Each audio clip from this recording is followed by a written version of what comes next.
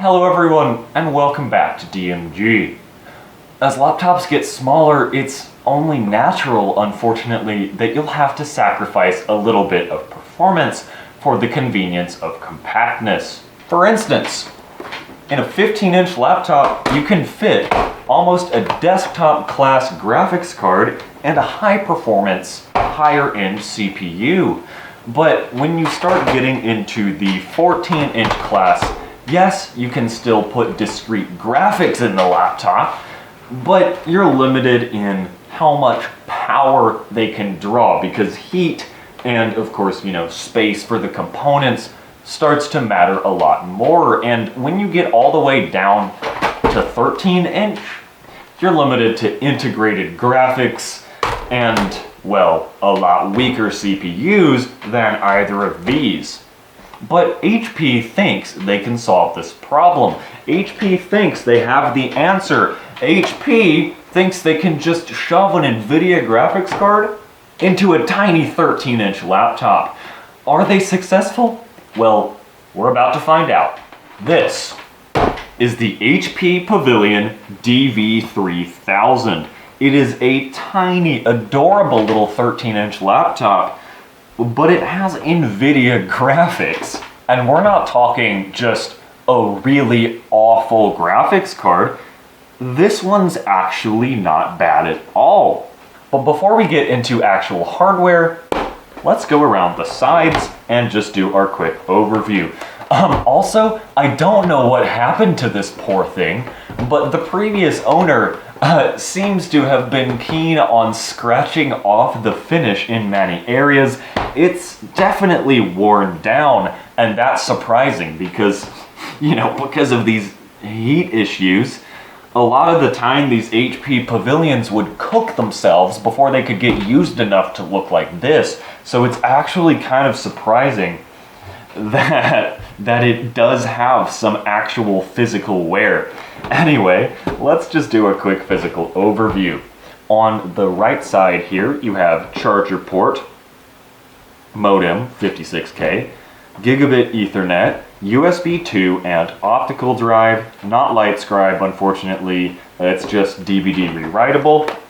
On the front, you have very little, just audio, 2 headphone jacks, and a microphone jack, and the IR receiver for the remote. You also have Altec Lansing speakers, which sound quite good for a 13-inch.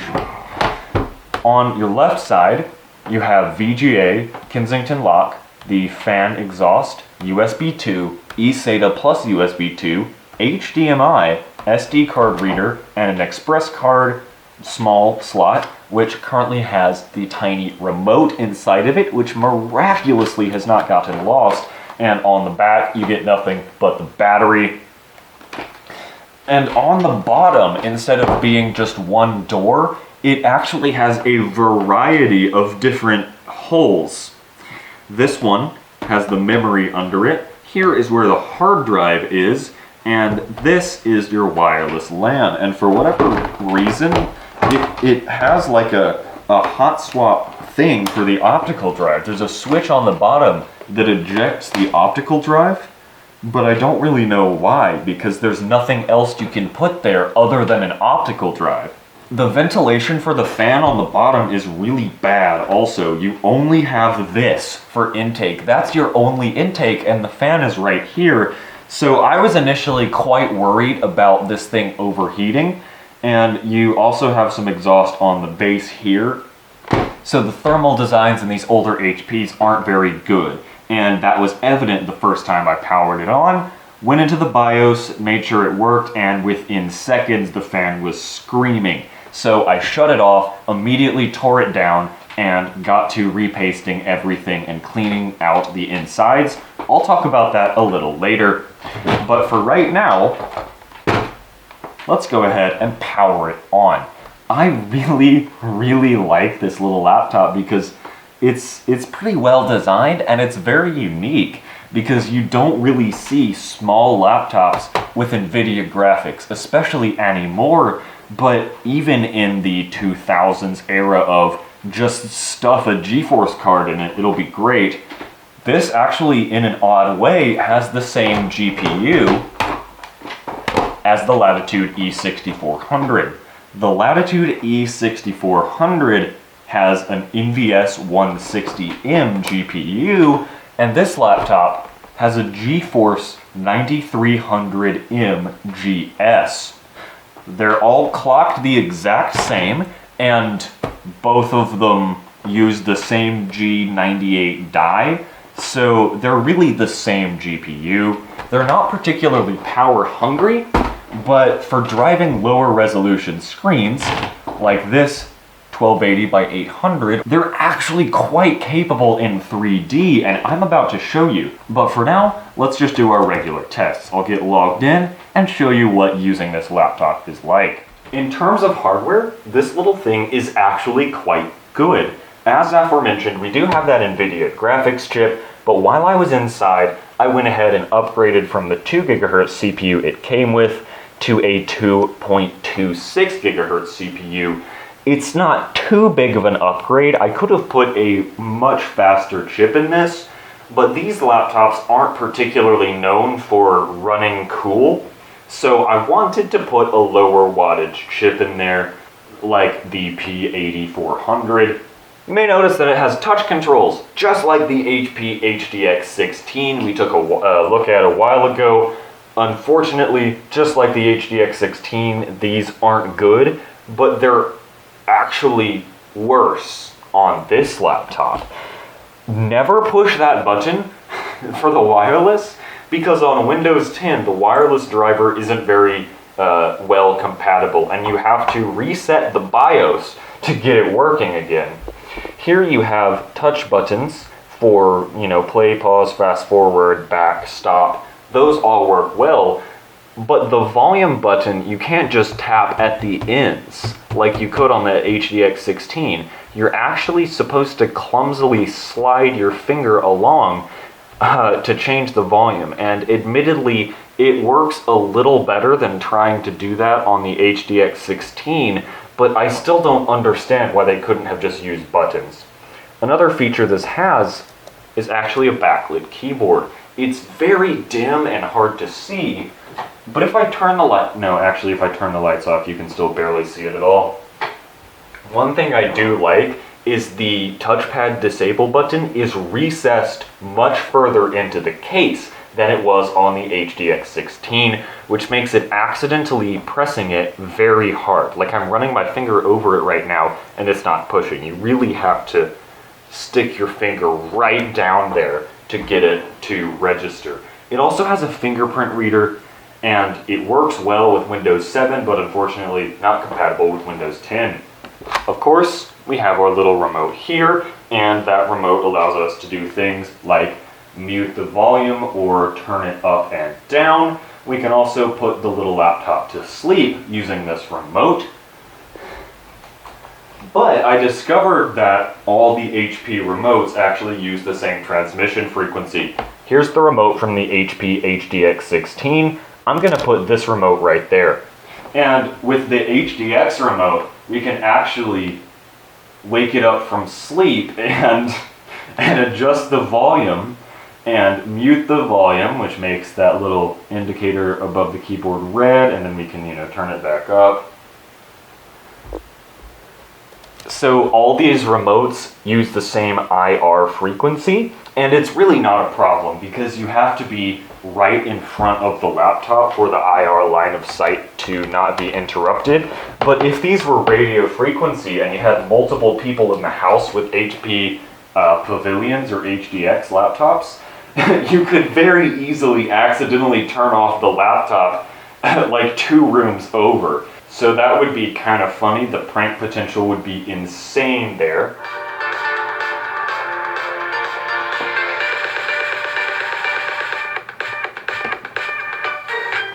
God, I hate these touch controls.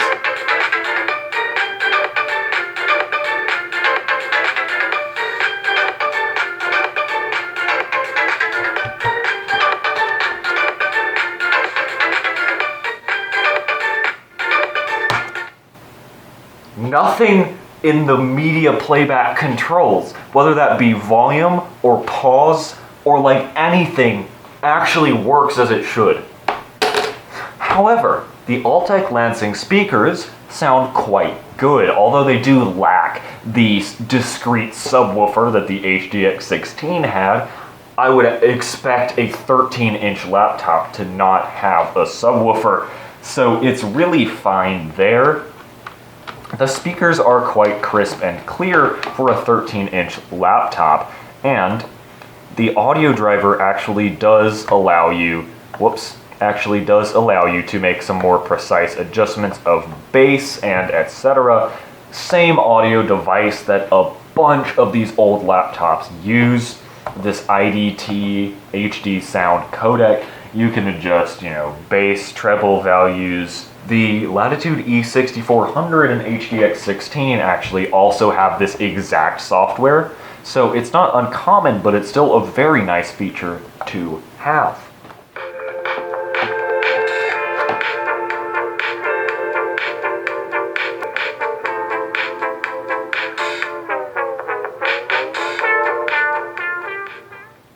So, clearly it can play music pretty well, but what about video? Well, unfortunately, this graphics card lacks the discrete video codec that the HP HDX's graphics card has, so unfortunately, all video is not GPU accelerated. It'll have to be CPU processed, so that is a little bit of a step down from the HDX16, but it makes sense. This is an older graphics card. We'll get back to the graphics card in terms of 3D in a second, but first I might as well go ahead and test our keyboard.